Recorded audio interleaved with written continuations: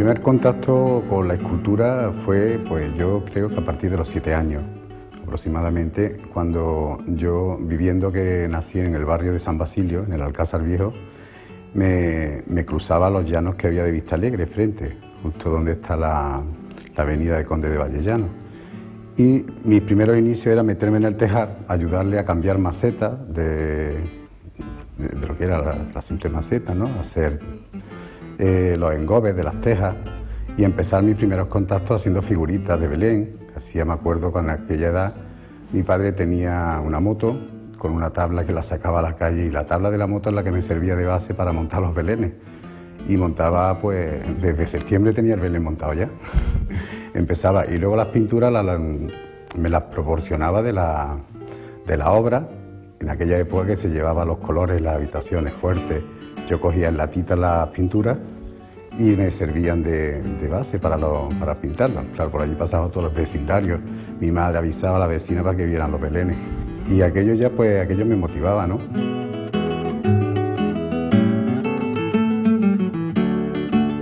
Cuando yo empecé con la imaginería, pues yo creo que mi primer hijo ya estaba en camino. Entonces, pues tampoco podía decidir, ni yo tampoco he sido muy arriesgado a lo mejor, de haberme ido a Madrid o porque quizás me llamaba esto. Porque de pequeño sí es verdad que a Cerrillo, yo tenía una edad de 14 o menos años cuando yo iba todos los años, los domingos de Ramos, con otros amigos a hacer el recorrido de la Esperanza, de la Paz, de todo. Íbamos haciendo el recorrido y veíamos a Cerrillo en el convento de Santa Isabel, cómo él vestía a la Esperanza. Y aquello, pues, de cierta manera hay algo en ti que ya te va motivando.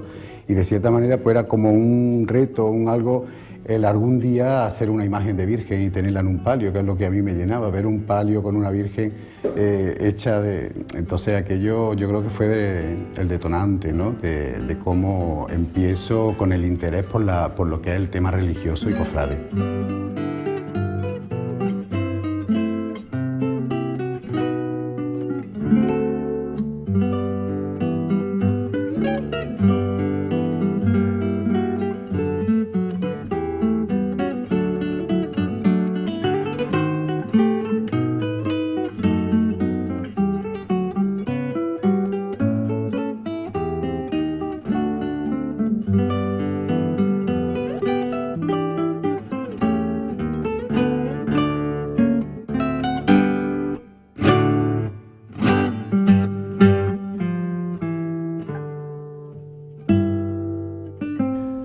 Luego tuve una etapa donde nos mudamos al Campo de la Verdad y allí me pillaba, pues, como a 1 kilómetro aproximadamente, lo que eran la empresa de la madrileña, le llamaban, que era una empresa de ladrillos. Y entonces yo me iba con mi mochililla y me iba a coger barro, pero claro, automáticamente lo que tardaba en llevar el barro a la casa, con la que se daba cuenta mi madre, lo tiraba. Y otra vez vuelta a ir a la madrileña. Lo que a mí realmente me hubiese gustado, que es la escultura monumental o la escultura civil a nivel de escultura grande, colosal, eso tienes que tener la cabeza bien y los pies en el suelo, que no es lo más... porque no hay petición de ese tipo de obra, ¿no? Tuve una etapa donde me dediqué más a la pintura, dejé la escultura un poco más al lado y me dediqué a la pintura, hice algunas exposiciones. Y posteriormente ya, pues, empecé con el tema de hacer Cristos, vírgenes, que algunas en casa están todavía. La verdad es que esa etapa de arte y oficio fue muy interesante, ¿no? En mi formación con respecto al dibujo y al modelado, que es lo que yo necesitaba para emprender la etapa de mi vida que hoy es, ¿no? Que es ser imaginero. Llevé un tiempo que estuve trabajando como delineante y hubo un parón ahí de tiempo hasta los primeros 10 años que yo empiezo con este tema, que fue a partir de las exposiciones que hace la Merced en el Palacio de la Diputación. Ahí fue donde nos presentamos con mi compañero Paco Romero, decidimos los dos presentar obras porque nos gustaba el tema de imaginería, ya nos llamaba, ¿no? Yo creo que esto hay que sentirlo, ¿no? Es un tipo de escultura que no todo el mundo lo siente, ¿no? Y entonces pues empezamos con las 2 primeras exposiciones y a raíz de ahí fue donde salió mi primer encargo, que fue un nazareno para Adamuz. Aquel nazareno, pues la verdad que aparte de ilusión, yo creo que había más miedo que ilusión, porque era la primera obra que yo iba a desarrollar y sin un conocimiento todavía realmente profesional, ¿no? Porque no lo tenía y las gubias no sabía ni siquiera cómo podía empezar a manejar lo que era la gubia y la madera. Entonces tuve que, como una cosa muy acelerada, preguntar pues a Rafael Rivera, que estaba como profesor mío de modelado, pero él venía de familia de imagineros, y matricularme en la Escuela de Artes con Valverde para empezar mis primeros contactos con lo que era la madera y la gubia.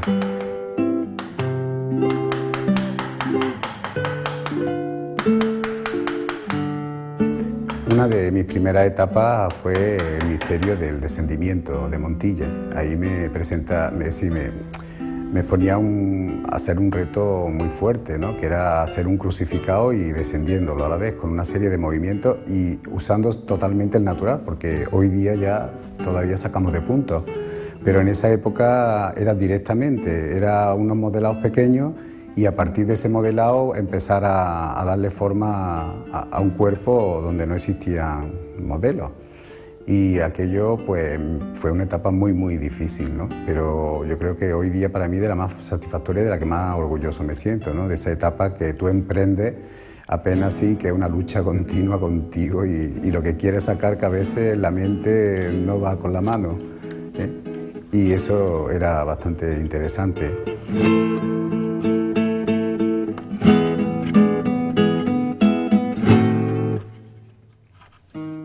Está pendiente y yo creo que este año voy a poder cumplir ese deseo y es hacer un crucificado. Porque yo creo que el reto más grande que puede tener un imaginero es un crucificado, donde la anatomía y se mezcla todo, ¿no? Las proporciones, todo, el equilibrio de volúmenes. Yo creo que la base, lo más fuerte es un crucificado y este año pues tengo la gran suerte de poderlo realizar para Elche. Yo pienso que me recordarán por los misterios, por el dinamismo que se le puede poner, por la forma diferente de representar la figura secundaria. Hombre, quisiera que me recordasen más con una obra titular, con una Inmaculada o con un crucificado, pero eso la historia dirá. Y es una cosa que no puedo, tampoco me preocupa mucho. Yo lo que no quiero es que me falte, ¿no? Para desarrollar mi ilusión, que no falte el trabajo. Lo demás ya.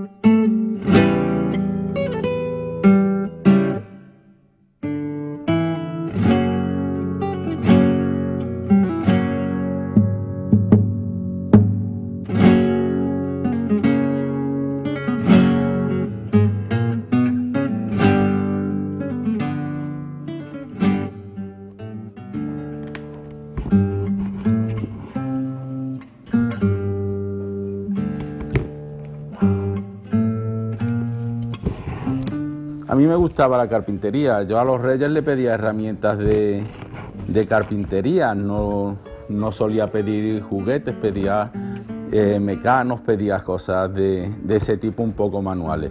Yo he sido un poco manita. Yo en la cofradía era también el chapuza, el que arreglaba todo con 4 palos, 4 puntillas, 5 tornillos y entonces la verdad es que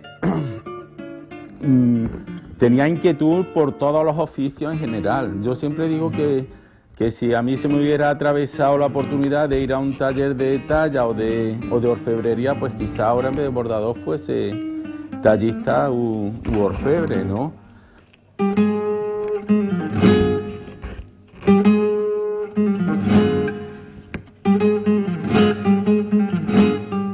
Francisco ha tenido en la cabeza muchas profesiones. De chico, como he comentado antes, pues me gustaba mucho la carpintería. Después, cuando uno estaba estudiando, me gustaba el magisterio. A mí siempre me han gustado los niños. Pienso que hubiera sido buen profesor. En un momento dado, pues los estudios no van excesivamente bien y empiezo a estudiar fotografía, que era una de las aficiones que también tenía. Y no la termino porque se me cruza lo del bordado y como he dicho, pues de carpintero, de fotógrafo, acabo bordando. La familia de primera hora decía que esto no tenía futuro. A poco han ido viendo que sí, que iban surgiendo trabajos, iban surgiendo encargos, que iba siendo reconocido también con cierto prestigio mi forma de trabajar y la verdad pues ahora están contentos.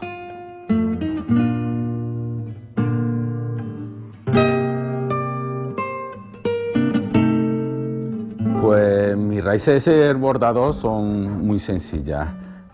Todo empieza cuando mi hermandad, que es la Hermandad de la Merced, encarga al taller de Paquita Aguayo y Antonio Pozo una saya. Se encarga al principio de verano y la saya era necesaria que estuviera para septiembre. Nos daba tiempo, entonces nos piden que si queremos ir a echar una mano, pues vayamos a echar una mano y así la saya se podría estrenar en la fecha prevista. Y yo fui uno de esos que fueron al taller de Paquita y de Antonio a echar una mano.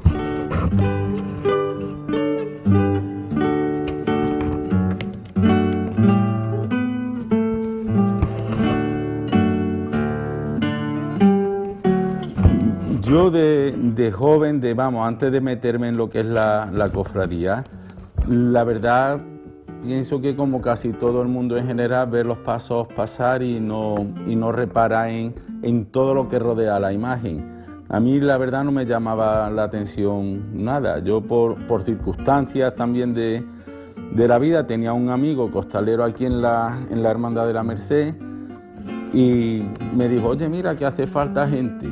Yo la verdad tenía inquietud por este mundo. A mí me gustaba lo que era la Semana Santa, me gustaba también lo que yo pensaba que era el mundillo así de los costaleros y me metí en la cofradía.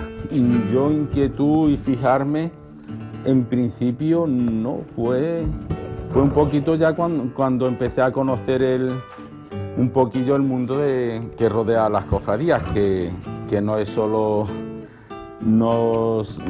la salida en la calle. Hay muchas cosas que como veréis van a rodear las cofradías, que conllevan un inmenso trabajo, un inmenso sacrificio por las cofradías para poder sufragarlo y una cantidad de horas por los artesanos para poder realizarlo.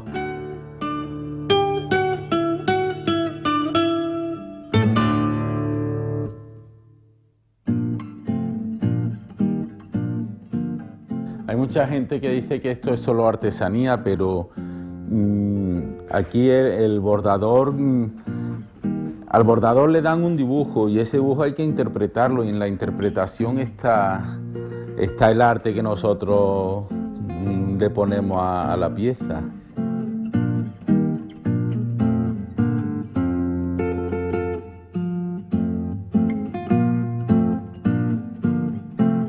Pues bueno, como he dicho, depende mucho del dibujo, de que sea más o menos cargado, y después de la interpretación que se le dé a ese dibujo. Una cosa sencillita y ligerita de interpretación pues se puede tardar en torno a 2 meses, echando una media de 8 o 9 horas diarias, y cuando es algo más complicado, pues hasta unos 6 meses se puede echar en bordar una saya de una virgen.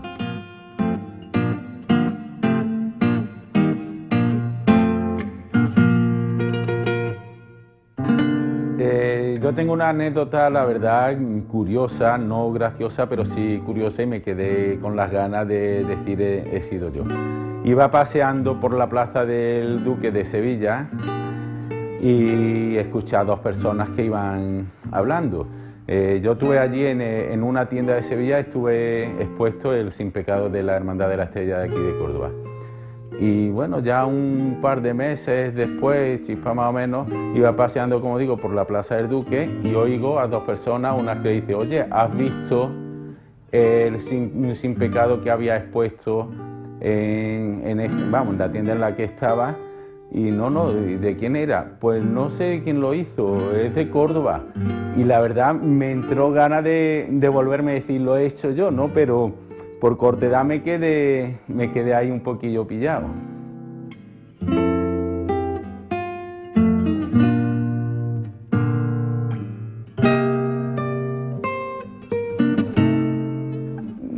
Yo seguir trabajando, que la gente confíe en mí y que me den la posibilidad de, como quien dice, jubilarme haciendo esto que de verdad me gusta.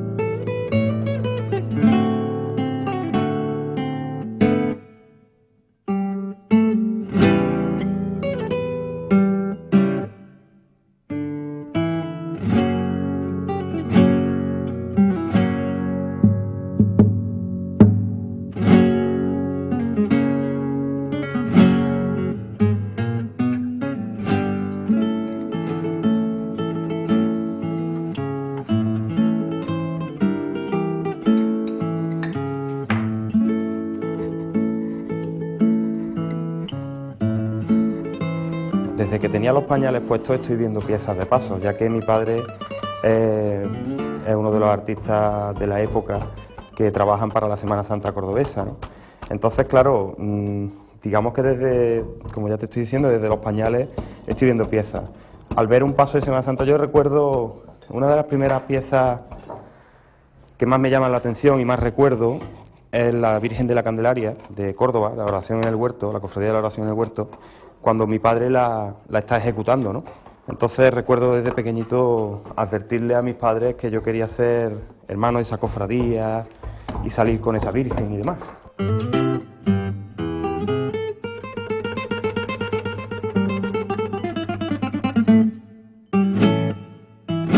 Mi nombre es José Carlos Rubio Valverde, entonces confrontan los dos apellidos, son del mismo oficio, con la variante de que mi padre, Antonio Rubio Moreno, era más escultor que tallista y un gran tallista reconocido en Córdoba.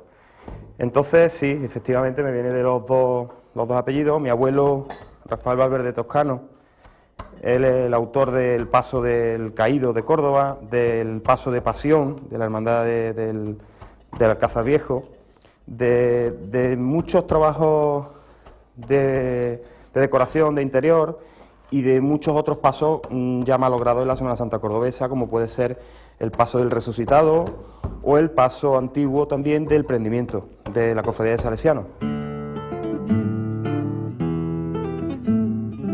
Quizás de mis primeros juegos fue el pelar, recuerdo perfectamente, pelar un naranjo, un tronco de naranjo que tenía en el taller de mi abuelo. Entonces yo, cuando salía del colegio, me iba allí, cogía un destornillador y un formón que no estaba ni mucho menos afilado, y me ponía allí a pelar ese naranjo.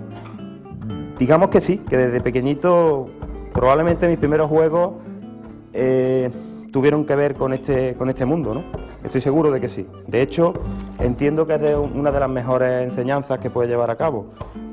Cómo mejor se enseña a una persona desde chiquito y adaptándolo como si fuera un juego.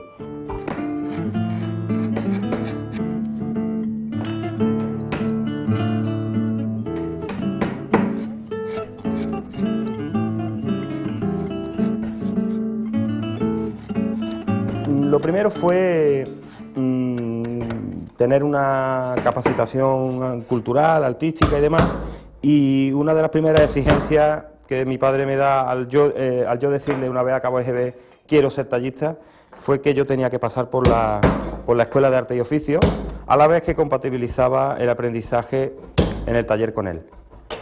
El motivo, pues crear una base la cual me sirviera para el día de mañana. Evidentemente este no es un trabajo fácil, no es un oficio que se aprenda en 2 días y así fue. Los inicios de mi padre fueron los que cualquier padre quiere para su hijo, seguro. Una fundamentación y una base bastante buena para a partir de ahí hacerse un buen profesional.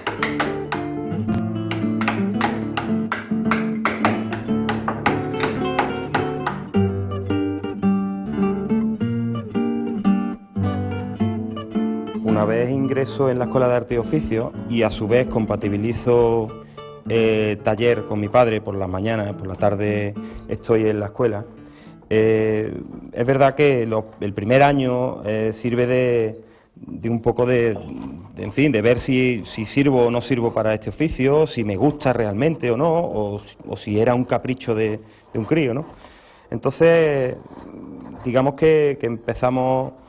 El primer año es un año, bueno, pues digamos un poco difícil, en el aspecto de que, claro, estamos hablando de un niño con 13 años, que sí, que quiere tallar y demás, pero a su vez también tiene otras inquietudes, ¿no?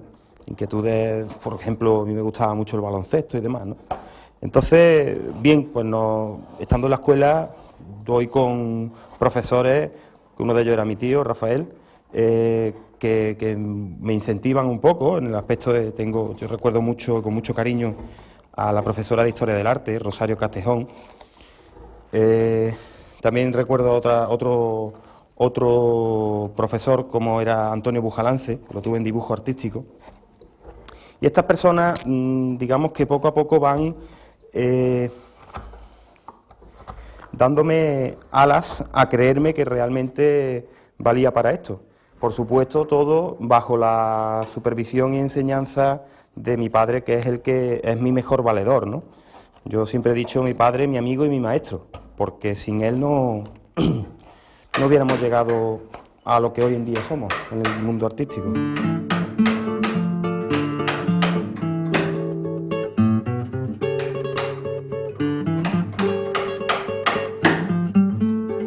Por mor de una enfermedad que mi padre tiene en las piernas, pues me tengo que responsabilizar algo más de lo que era el taller de mi padre, ya independizado de mi abuelo. Con 17 años, digamos que empiezo a tirar un poco del carro, siempre costé en que mi padre seguía trabajando, pero claro, no podía llevar a un ritmo, digamos, ideal porque el problema era esa enfermedad, ¿no? Quizá no tuve tiempo de soñar. Probablemente no tuve tiempo de soñar. ¿Por qué? Porque ya estaba metido en el ajo de tal manera que yo lo entendía como una responsabilidad, ¿no? El sueño vino cuando con 20 años, bueno, yo restauro una serie de piezas y demás antes de esos 20 años. Quizá con 20 años que ya me independizo y tal, es cuando empiezo a ver la realidad de esto. Porque antes, claro, quien bregaba con clientes, quien diseñaba, quien aportaba ideas, no era yo, era mi padre. Al yo pasar a, entre comillas, primer plano, entiendo y empiezo a ver las cosas como realmente son, ¿no? Digamos que veo el toro de frente.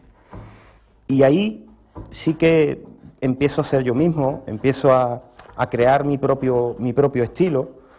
Y bueno, pues sí, ahí empiezo a soñar.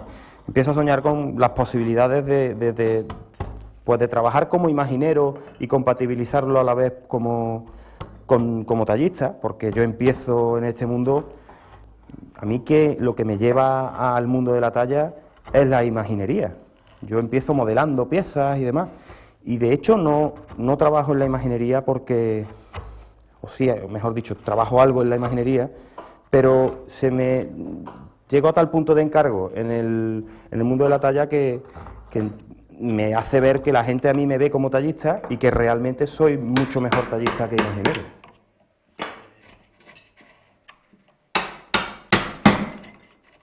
Yo estoy dando gubiazos y a la vez que estoy dando ese gubiazo estoy dibujando sobre la madera.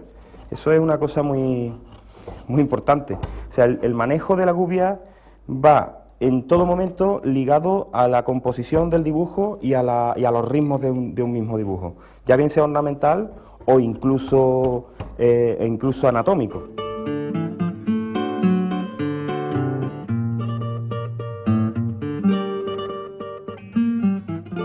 Yo soy muy exigente cuando me enfrento a una imagen, cuando se me encarga hacer un encargo, por ejemplo, soy muy exigente a la hora de intentar circunscribir la imagen o el grupo escultórico dentro de una época y a partir de ahí ese paso que se le ejecute sea de la misma. Pongo como por ejemplo el paso del rescatado, que está, la talla del paso del rescatado la hicimos en un barroco tardío, puesto que esa imagen titular de Pacheco era de esa época. Eso por un lado. Por el otro, la arquitectura en un paso para mí es sumamente importante, ya que el dinamismo de depende muy mucho de ella, de la arquitectura en sí. Y como colofón a ese trabajo, sin duda, está la ornamentación, el volumen de la hoja, la cantidad de imaginería que lleve, el calado de la misma, la profundidad. Todas esas características son una amalgama de condicionantes que te hacen valorar una obra bajo el punto de vista, digamos, para saber cómo se ha ejecutado esa obra hay que ver todas esas directrices, ¿no?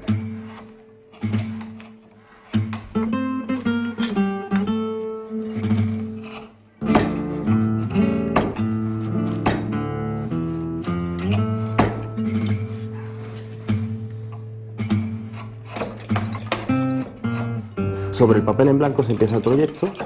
Ese proyecto se plasma normalmente en un proyecto a escala, bien escala 1.8, 1.10, 1.7, y posteriormente se le entrega a la cofradía. Una vez aprobado, pasa a la fase de ejecución de la carpintería, se le hacen las formas base a esa arquitectura. Normalmente la madera con la que solemos trabajar los pasos son casi en el 100% suele ser cedro real, de procedencia brasileña. Y una vez hecha esa ebanistería, pasamos a la traza del dibujo al tamaño natural sobre esos bombos de madera o esas piezas ya de madera, se talla con gubia, por supuesto, y una vez acodado, calado y demás, ya rematada la talla, pasamos al proceso de terminación. El proceso de terminación tenemos varias opciones y las dos más habituales suelen ser la de barnizado y la que estamos viendo aquí al fondo, la de dorado.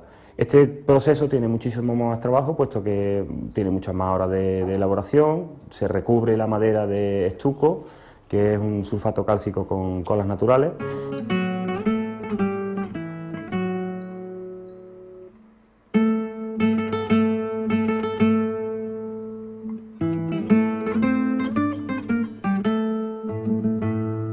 El tiempo de ejecución de un paso lo marca realmente la disponibilidad económica de la cofradía. Tenemos el ejemplo de un paso que en breve vamos a ver, el paso de la Santa Cena de Jaén lo hemos ejecutado en 2 años, un paso de grandes dimensiones y demás, pero normalmente no es este el caso. Lo normal es una duración de 4 a 5 años de elaboración, puesto que se va ejecutando por fases.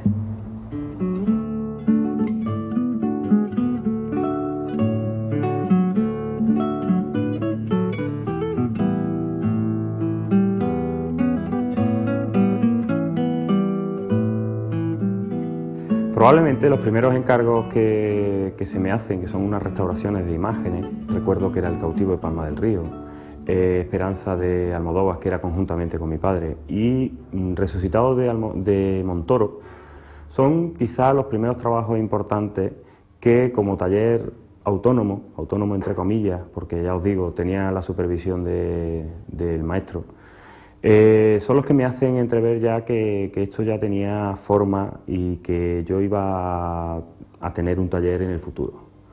Aunque ya lo tenía, pero claro, no era una realidad palpable, hasta que ya posteriormente, una vez entregadas esas imágenes, en el año 92 se me hacen ya una serie de encargos para la Semana Santa de la provincia.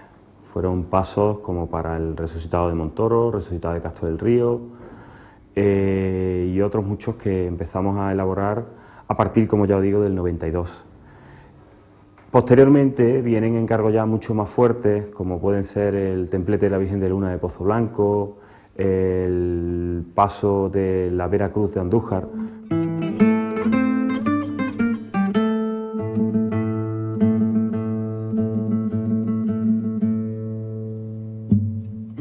Un retablo de gran magnitud es el trabajo que anhelo hacer.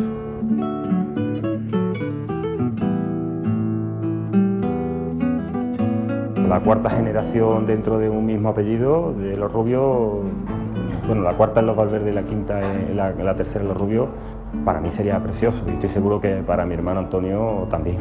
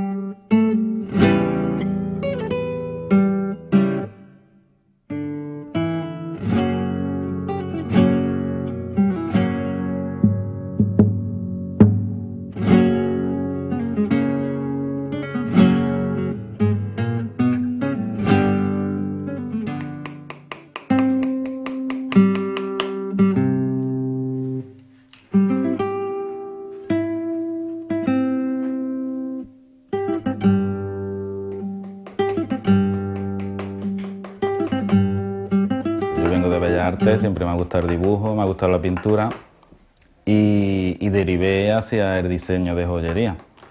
Luego también por mi actitud cofrade, pues poco a poco fui intercalando mi trabajo con lo que es mi afición. Fui metiendo también algunos trabajitos de orfebrería y cada vez más y cada vez más. Y la verdad que aunque se puede decir que este taller se dedica fundamentalmente al diseño de joyería, pues también cada vez más vamos haciendo trabajo de orfebrería. Y ahora en Cuaresma, desde luego, pues cuando más se nota. Prácticamente tenemos que dejar apartado lo que es el trabajo de joyería.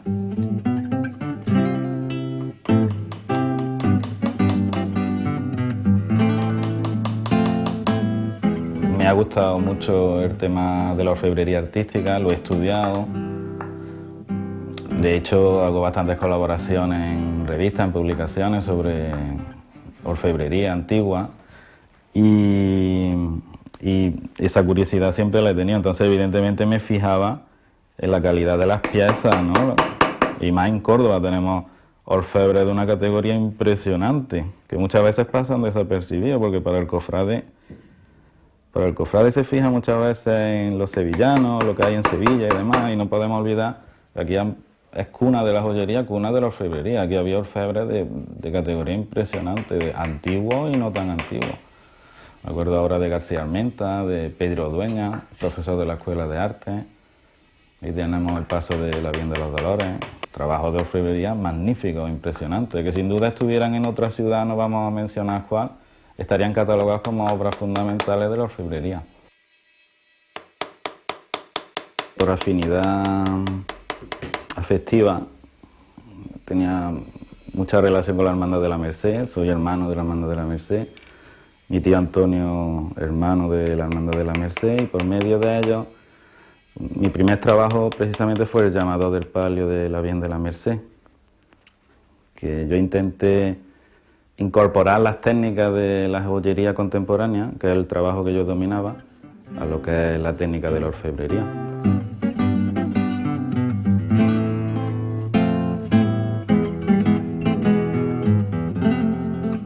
Normalmente para un cofrade siempre lo máximo, se ha dicho siempre, está en Sevilla. Siempre se ha dicho eso, la orfebrería sevillana, los pasos de Sevilla, algo que yo realmente no comparto. Pero esa Semana Santa de Sevilla, que es el modelo para los cofrades de aquí, de la nuestra, date cuenta que la Semana Santa cordobesa sufrió una ruptura brusca en el siglo XVIII, en el siglo XVII, por el edicto de Treviño. Y desde entonces pues fue cuando volvió a tomar auge la Semana Santa cordobesa, fue casi empezar de cero.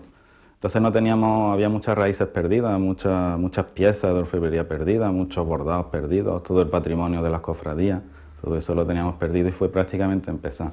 Entonces normal que las referencias fueran un poco foráneas, un poco de fuera de aquí, pero yo creo que con trabajo, que hay muchos trabajos en el campo de la orfebrería, en el campo del arte, de arte cordobés, lo que tenemos de patrimonio de Córdoba, es una base vastísima para trabajar en ello y conseguir una línea propia.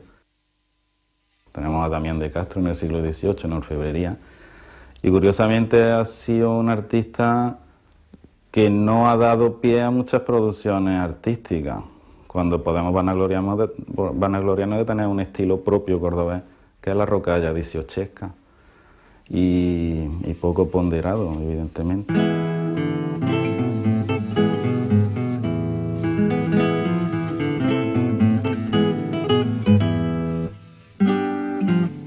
Para mi cofradía tengo cosas que he ido regalando, que he ido haciendo, que me han ido encargando, y es lo que he hecho más a gusto, evidentemente. El juego de vara de presidencia de la Hermandad de la Merced, yo creo que es, como decía aparte, uno de los mejores juegos de vara que salen en Semana Santa en Córdoba.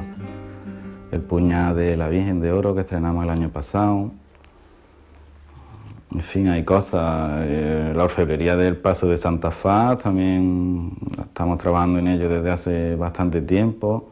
Ha evolucionado conmigo, he aprendido mucho también. Para mí es fundamental que la obra sea personal para la cofradía que te la encarga. Para mí eso es fundamental. Yo valoro más el diseño, más incluso que la realización, más que la terminación.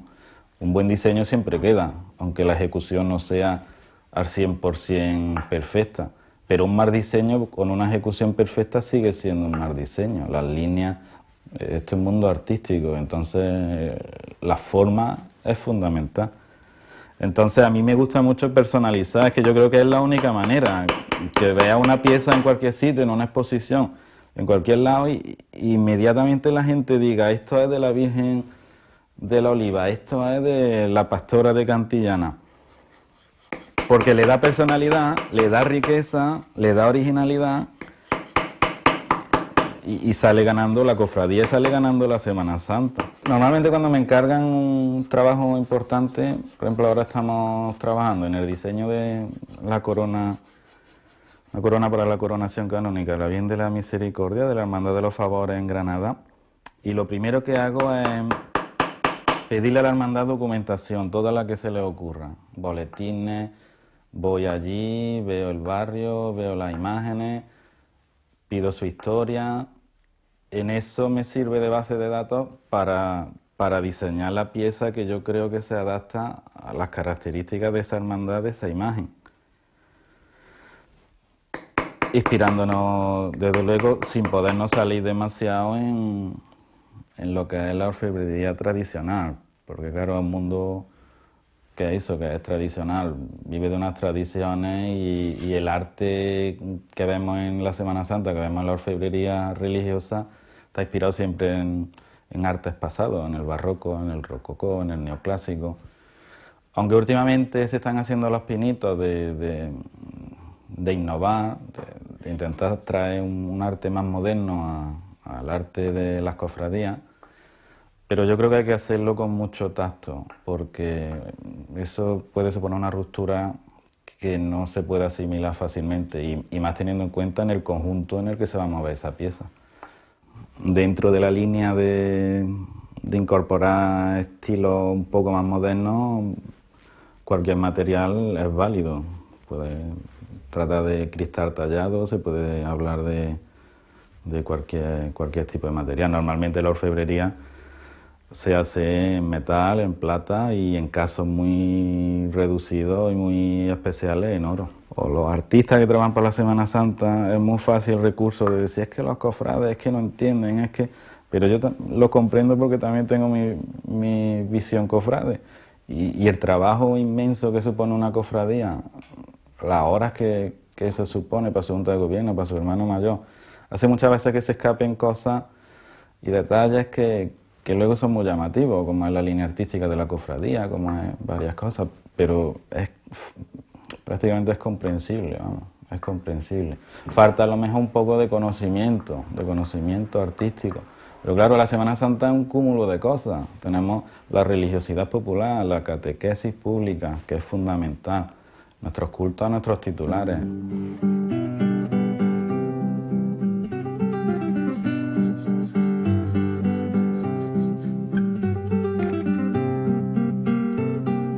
La Semana Santa, yo siempre he pensado que es una representación pública, es una actuación, es el intentar explicar lo inexplicable y por eso mismo no usar de medios razonables, porque lo inexplicable, el misterio no se puede explicar con palabras. Yo creo que el arte se presta más a esa interpretación, más cercano a lo espiritual. Por eso la Semana Santa está hecha de sensibilidades, de los sentidos prácticamente. En una estación de penitencia de una cofradía intervienen todos los sentidos humanos. Tenemos la música, tenemos el olor, con el incienso, tenemos la visión, porque es la única manera, yo creo, que se puede llegar a comprender ciertas cosas. Y eso se nota en los niños chicos, se nota en los extranjeros cuando se emocionan sin tener ni idea lo que es la Semana Santa. Es porque se alude directamente al espíritu.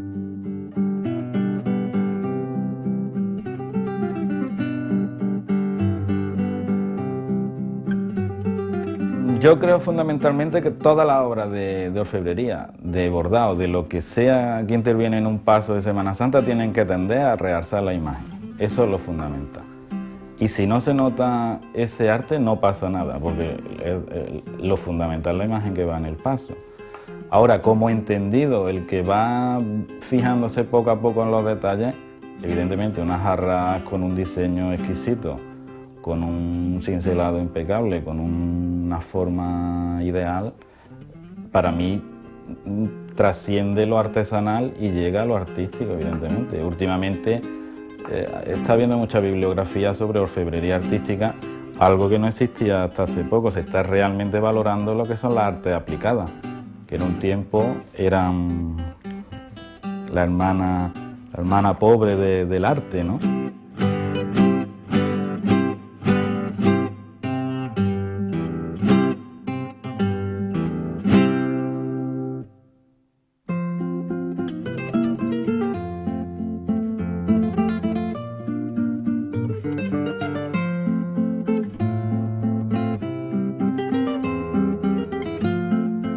Sueño con el diseño de un palio, el diseño del palio de mi Virgen de la Merced.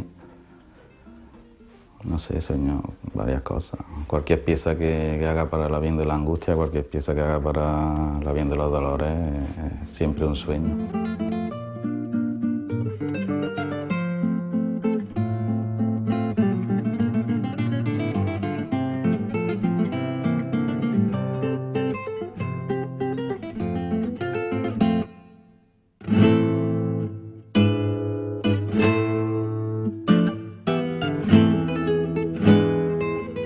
Están saliendo gente con muy buenas actitudes, chavales con muy buenas maneras, con afición, que es lo fundamental para estos tipos de trabajo.